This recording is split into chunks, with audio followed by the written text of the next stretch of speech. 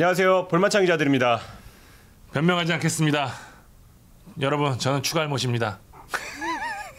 울지 마. 너무 창피해. 너무 창피해. 아니 뭐 솔직히 뭐 내가 뭐 잘한다고 한 적도 없고 뭐 그런 생각을 한 적도 없긴 한데, 예. 근데 이 정도면 질타를 받아 마땅하다고 생각합니다. 아 진짜 K리그 아무리 예측하기 힘들다고 하지만 진짜 그래도 일선에 있는 뭐 기자로서 네. 이렇게까지 안 맞을 수 있나? 매일 프리뷰하고 그런 놈이 말이야. 그렇게 생각합니다. 질타해 주십시오. 왕 기자도 한마디. 제 중딩 조카가 열혈 시청자거든요. 어제 톡으로 삼촌 찍어도 그거보다 잘 맞겠다고 하더라고요. 반박할 수가 없어서 레알 크크만 쳤다는. 아니 우는 거 2개 쳐야지. 우는 그거 너무 창피하잖아 조카인데. 많이 창피하긴 한데 뭐 일부러 틀리거나 당연히 그런 건 아니고 순수 실력이라는. 아 이럴 수가 있나? 네, 말씀. 어떻게 6개 중에 하나는 진짜 심한 거예요 이거는. 아니 만 기자가 솔직히 얘기하면. 네. 내가 찍은 걸 먼저 보고 피해서 찍은 것도 있단 말이야. 있지, 많지. 근데도 틀렸어. 와. 33.3%의 확률로 둘 다 틀린 것도 있고. 그리고 특전팀 자꾸 저주한다 그러는데 일부러 이 팀 안 되라고 우리가 이 팀을 승을 찍는다. 이건 절대 아니에요. 전혀 없어요. 느낌 들어가는 건데 그게 전혀 없어요. 빗나간 거라는 말씀 다시 한번 드리고, 또 예측도 예측인데 이게 자꾸 예측 방송으로 가는 것 같아요. 그래서 저희의 진짜 프리뷰 리뷰에 다 영혼 갈아 넣잖아요 지금. 그렇죠. 내용도 좀 봐주십사. 다시 한번 당부 말씀 좀 드리겠습니다. 리뷰에 들어가기 앞서서 이번에 순위표부터 간략하게 보고 가는 게 좋을 것 같습니다. 뒤에 보시는 바와 같이 전체적으로 조금 새롭습니다. 포항, 강원, 인천의 선전이 눈에 띄고요. 이것부터 틀려먹었어 우리가 예측한 게 시즌 전에. 있어봐. 빅2를 넘볼 거라고 예상되던 제주, 대구의 초반 페이스가 주춤한 모습입니다. 특히 5연패에 빛나는 전북이 9위인데요. 찾아보니까 2012년 4월인가요? 그때 이후로 처음으로 9위까지 내려간 거더라고요. 한 번도 없어요? 네, 10년 만입니다. 스플릿 들어선 처음이고요.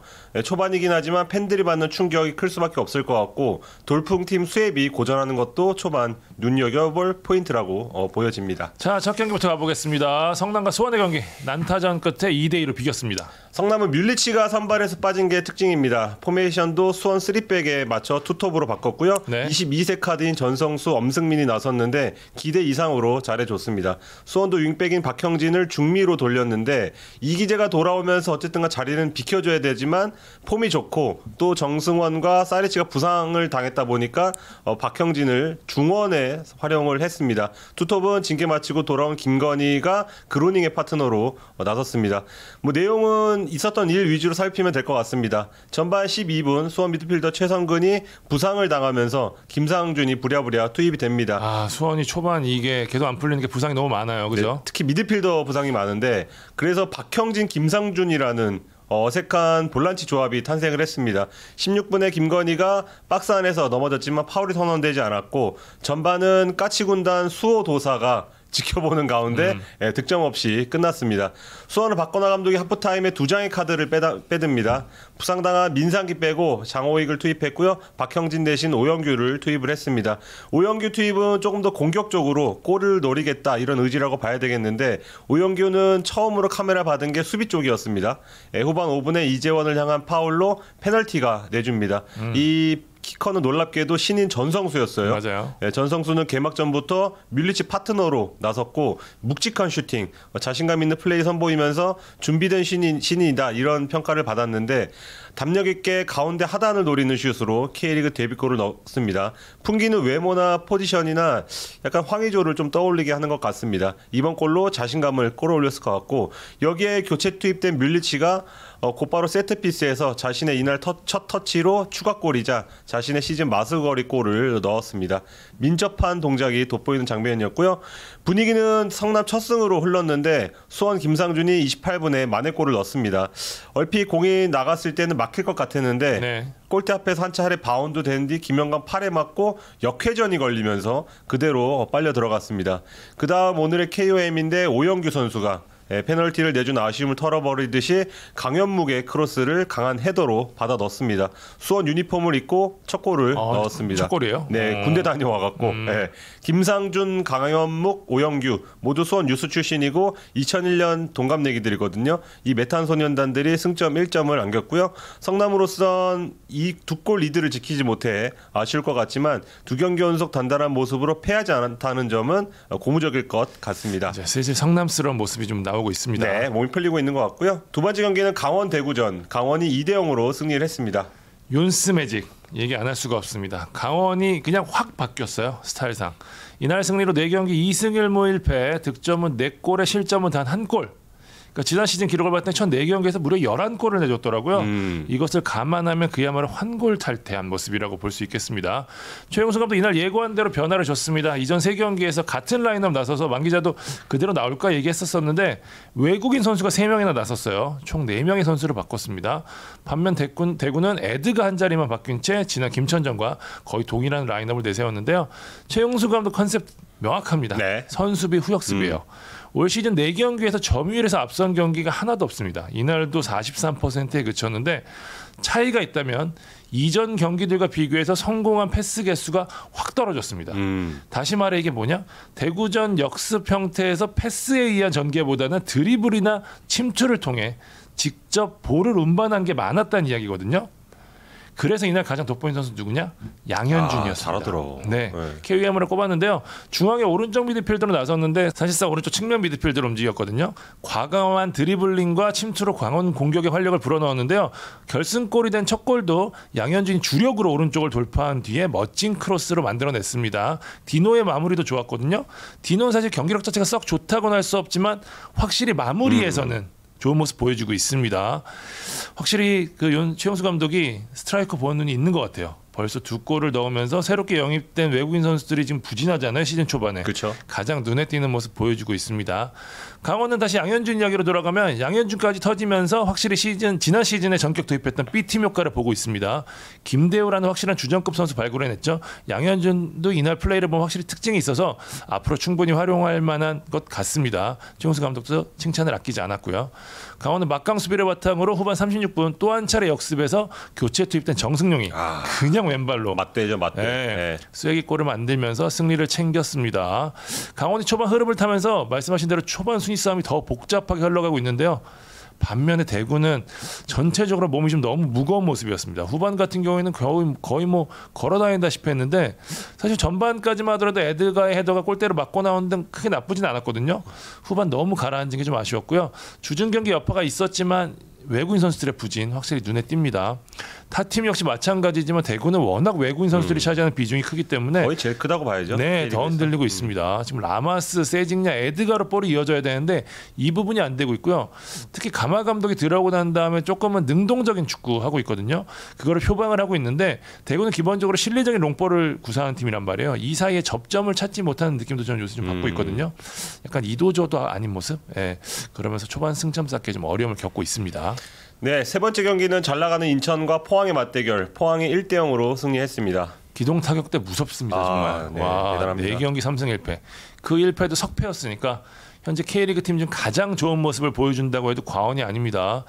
마찬가지로 역시 잘 나가고 있었던 인천마저 지금 잡아냈거든요. 상승세에 기름을 부은 꼴이 됐는데 김기동 감독 목표를 상향 조정했다 이야기하셨었는데 임상혁 선수가 얘기를 했죠. 우승이라고. 우승이라고. 얘기를 들었는데 제가 이 뒷이야기를 들었는데 김기동 감독이 김천과의 경기를 마치고 나서 그 경기도 사실 지긴 했지만 잘했잖아요. 그러면서 이제 야 이거 목표를 좀 바꿔야 되나, 애들 동기부여를 바꿔야 되나. 마침 경기가 전북전이었잖아요. 그 다음 경기가. 그래 이쯤에서 애들을 끌어올리자 해서 이때 얘기를 했대요. 야 우리의 목표 지금 하는 거 보니까 우리보다 잘하는 팀 없는 것 같다. 목표로 우승을 하자. 근데 우승을 하려면 일단 전북을 넘어야 되지 않겠냐? 그렇게 얘기를 했다 그러더라고요. 지금 전북 잡고 지금 인천까지 잡으면서 실제 우승을 향한 한 단계 한 단계 걷고 있는데 지금 모습이라면 충분히 가능한 발언이라고 느껴집니다. 포항이나 지난 경기와 같은 라인업, 전북전과 같은 라인업 들고 나왔고요. 반면 인천은 무고사 김도혁이 돌아왔고 민경현이 왼쪽에 포진한 게 눈에 띄었습니다. 전반 대단히 팽팽한 흐름 속에 진행이 됐는데 양팀 모두 최근 상승세 이유를 보여주듯이 수준 높은 경기를 펼쳤습니다. 볼은 인천이 점유했지만 마무리에서는 포항이 앞서는 느낌. 전반 인천이 58대 42로 점유해서 우위를 보였는데 슈팅 수에서는 4대 0으로 포항이 앞섰거든요. 최근 이제 포항의 경기를 보면은 간결한 역습을 통해서 많은 득점을 하고 있는데 이날도 전반 36분 같은 장면으로 결승골을 만들어냈습니다. 주인공 누구? 임상엽이었죠. 신진호 그랜트와 고민을 했는데 임상엽을 KUM으로 꼽았습니다. 포항이 제로톱을 구사하면서 부족한 이승모의 득점력을 누군가 커버해야 되는데 지난 시즌에 이어서 올 시즌에도 임상엽이 이 역할을 확실하게 해주고 있습니다. 결승골 장면뿐만 아니라 이날 위협적인 슈팅은 어김없이 임상엽의 발끝에서 나왔는데 확실히 김기동 감독이 선수들의 장점을 잘 살려주는 것 같아요. 그러니까 경기 관여는 좀 줄여주고 마무리에 집중해주니까 아무래도 체력적인 부분이나 이런 부분을 지금 잘 정비하는 부분이 분명히 있고요. 포항 올 시즌 4경기에서 모두 점유율에서 밀렸습니다. 슈팅수, 특히 유효 슈팅수에선 상대 우위를 보이는 효율적인 공격으로 상대팀을 압도하고 있습니다. 여기에 또 포항, 또 신진호, 신광원의 안정된 경기 운영 속에 박찬용, 박승욱이 또 수비에서 좋은 모습 보이고 있죠. 여기 그랜트가 또 이날은 좀 그날이었어요. 맞아요. 네, 네. 무고사의 경험에서 어김없이 이겼거든요. 네, 기록 보니까 뭐 난리더라고요. 막 100% 그러니까요. 네. 그렇기 때문에 포항은 전체적으로 후방에서도 안정된 모습을 보이면서 경기를 잘 끌어가고 있고 반면에 인천은 이날 전체적으로 좀 안 풀리는 모습이었습니다. 특히 무고사가 막히니까 마무리에서 좀 아쉬운 모습이었고 물론 뭐 무고사의 후반 터닝슛이 골대를 맞고 나온 등 운도 따르지 않긴 했는데 이명주가 부상으로 후반에 교체 아웃됐잖아요. 확실히 경기를 풀어나가는데 어려움을 겪으면서 아예 후반에는 그냥 롱볼로 전략을 바꿨거든요. 이용재, 델브리치 투입해서 맞아요. 그러면서 기회를 만들었어요. 그러니까 인저리 타임에 송시우가 페널티킥 얻는 듯 했는데 이게 VAR 결과 프리킥으로 바뀐 게 아마 두고두고 아쉬운 장면일 것 같고요. 결국 인천은 막판 공세에서 득점을 실패하면서 시즌 첫 패배를 당했습니다. 네. 자, 6일 경기 가보겠습니다. 김천 서울전. 김천이 2대0으로 이겼습니다. 네, 김천은 대구전 패배 딛고 이날 승리하면서 다시 좋은 기세를 탔습니다. 어느 팀과 다이다이 붙어도 쉽게 밀리지 않을 것 같다는 걸 매경기 보여주고 있고요. 반면 서울은 사실 연속 무패라는 단어에 좀 가려져 있었지만 인천 성남전에서 연속해서 공격 작업에 조금 문제를 드러냈었거든요. 이날 결국 시즌 첫 패배를 당했습니다. 지난 시즌까지 포함하면 8경기 만에 패배를 맛봤습니다. 서울 문제부터 간략하게 짚고 넘어가면 그런 거 있잖아요. 총기 수입 잘하고 장전까지 해놓고 쏘는데 관역을 못 맞춥니다. 그게 딱 서울의 모습인 것 같아요. 최근 3경기 한 골입니다. 지난 3경기에서 모두 두 자릿수 슈팅 기록하고요. 총 36개 쏴서 한 골이 나왔습니다. 그러니까 마지막 슈팅에서 파워가 떨어지거나 정확도가 떨어지거나 소극적으로 행동한 게 눈에 띄는데 김천전에서도 전반에 2-3골 정도는 들어갔어도 할 말 없는 그런 경기력이었거든요. 올 시즌 들어서 김천전 전반 경기력이 가장 좋았다고 할 수 있습니다. 그런데 문제는 후반입니다. 뭐 전반에 못 넣으면 후반에 넣으면 되는 그런 단순한 논리인데 지난 2경기 돌아보면 전반에 신나게 몰아붙이고 후반에 힘이 쭉 빠집니다. 후반에 유효슛이 각각 1개씩밖에 없어요. 성남 때는 최소한 실점하지 않으면서 패하지 않았지만 김천전에는 2골을 내주면서 이 빈공이 바로 문제가 됐습니다. 다음이 울산전이거든요.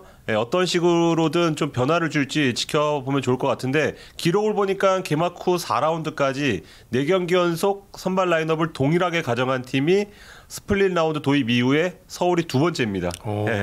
첫 번째 팀은 2019년 상주였는데 그 정도로 서울이 같은 멤버로 지금 끌고 가고 있지만 지금쯤이면 한번 바꿀 때가 되지 않았나 이런 생각이 들었고요. 반대로 김천은 골을 넣어줄 선수가 있었습니다. 그 차이가 바로 승부를 갈랐는데 조규성. 조규성은 진짜 야 내가 알던 조규성이 맞나 싶을 정도입니다 지금. 다른 선수 같아. 네. 대표팀 버프를 받은 건지 관물대 올라가 잘하는 건지 모르겠는데 와 정말 조규성 확 달라졌습니다. 네. 오늘 KOM으로 꼽았는데요. 7개의 슛으로 6개 유효슛. 거의 슈팅 머신 같았습니다. 최근 들어서 뭐 좋아졌다 달라졌다 하는데 이 좋은 모습이 대구전에 이어서 서울전에도 잘 나타났습니다. 전북 시절엔 주로 측면에서 활동량과 투지로 약간 조지는 어떤 수비형 공격수에 가까웠다면 최근엔 레반도프스키와 같은 원톱 공격수에 어울리는 그런 선수로 진화를 했습니다.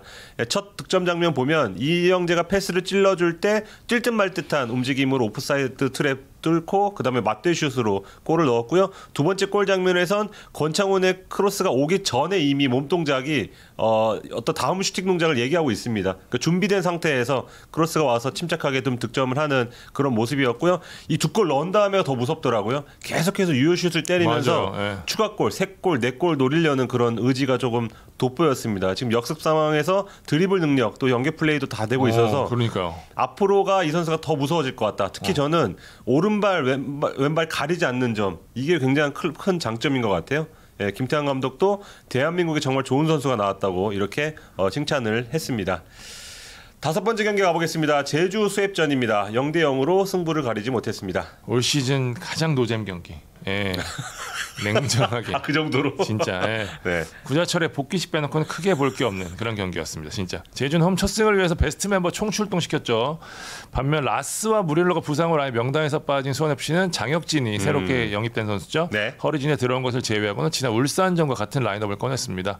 제주가 두들기고 수원FC가 막는 양상의 경기였는데 팀의 핵심이 라스 무릴로가 없는 상황에서 수원FC가 꺼내줄 수 있는 카드는 뭐냐? 실점 않고 버티는 거예요. 일단 연패를 끊어야 되니까. 수원FC는 소기의 성과는 달성하긴 했습니다. 꾸역꾸역 버티긴 했는데 사실 수원FC가 지난 시즌에도 무승에서 첫 승을 얻은 팀이 제주였는데 이번에는 첫 승점을 제주로부터 얻긴 했거든요.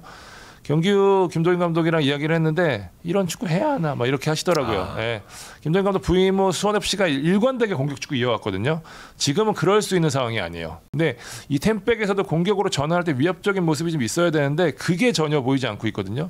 여러 차례 말씀드리지만 이 전환 상황에서 이 패스를 담당하던 이영재의 공백이 확실히 크게 느껴지고요. 제주도 아쉽기는 마찬가지입니다. 수비는 이 김봉세 변신으로 확실히 안정감을 찾았는데 공격에서 아쉬움이 많아요. 일단 안현범이 좀 아쉬운 모습 보이면서 오른쪽이 죽었고요. 상대적으로 정우재가 분전하고 있는 왼쪽에서 이 공격이 집중되고 있는데 전방에서 이 제르소 여기 특히 또 주민규가 부진하게 큰데 제르소는 속도는 위협적이지만 마무리 장면에서 아쉽고 주민규는 이 남길 감독이 공개적으로 아쉬움을 토로할 정도인데 이날 경기에서도 단 한 차례 슈팅하는데 그쳤어요. 그러니까 제주가 다른 역할을 주민규의 다른 역할을 다 줄여주고 마무리를 할 수 있게 전술적으로 짜주면서 지난 시즌 득점왕까지 한 건데 그랬죠. 주민규의 슈팅이 적다는 거 그만큼 공격적으로 잘 안 들어가고 있다는 얘기거든요. 남길 감독의 고민이 클 것 같고요. 지루하던 경기는 막판에 좀 불이 붙었는데 제주는 후반 43분 김주공이 페널티 박스 안에서 넘어지는 장면이 2분간의 VR 결과에도 페널티킥이 주어지지 않은 게 좀 아쉬웠고요. 수원FC는 후반 30분 신재원의 크로스가 수비를 막고 골대를 맞고 나오는 장면 그리고 추가 시간 이승우의 슈팅이 역시 골대를 맞고 나오는 장면이 아쉬웠을 것 같아요. 이승우는 머리를 땅에 박고 식빵을 연신 외쳐올 정도로 아쉬워하더라고요. 예, 결국 경기는 0대0으로 마무리가 됐습니다. 네.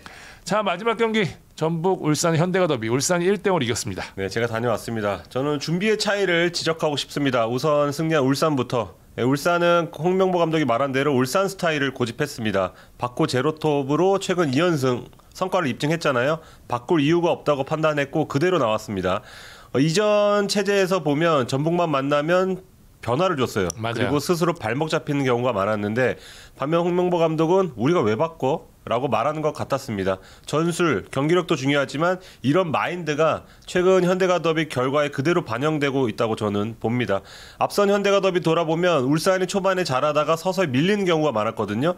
이날은 울산이 90분 내내 몸싸움, 심리전에서 밀리는 기색이 없었습니다. 전북 선수들이 우리는 울산한테는 안 져 이런 인식이 강하다고 들었는데 실제로 그런 멘탈로 우승까지 했고요. 근데 이날 현장에서 본 울산은 우리 이제 전부 너희한테 안 져라고 안 밀려라고 말하는 것 같았습니다. 예, 이날 경기만 놓고 본다면 스쿼드 짜임새라든지 선수들의 여유, 벤치 플랜 이런 많은 부분에서 원정팀 울산이 전체적으로 전북의 우위를 점했다고 보여집니다. 예, 울산은 관건은 이제 이런 우위를 시즌이 끝날 때까지 끌고 갈 수 있느냐 가 되겠습니다. 일단 스타트를 잘 끊은 것만큼은 분명해 보이고 경기를 보면 내용은 비등비등했습니다. 네, 재밌었어요. 네, 울산도 전북도 서로 승점을 가져갈 수 있는 그런 흐름이었고요. 많이들 공감하실 텐데 울산전 전반 전북의 경기력은 뭐 비록 39분 레오나르도에게 실점을 하긴 했지만 전북이 올 시즌 들어서 가장 좋은 경기력을 맞아요. 보였습니다. 네. 예, 수비 라인 그 현장에서 본 바로는 엄청 많이 올라가더라고요. 그래서 강한 압박으로 전방 압박으로 바코와 아마노준을 꽁꽁 묶으면서 울산 투기의 패스 플레이를 무력화시켰습니다. 이렇게 말하면 전북이 수비적으로 했다고 느낄 수 있지만 그건 또 아니었어요. 수비 라인 높게 가져가면서 공을 뺏어서 공격 진영으로 빠르게 공을 투입하는 어떤 현대 축구 트렌드에 부합하는 그런 모습을 좀 봤습니다.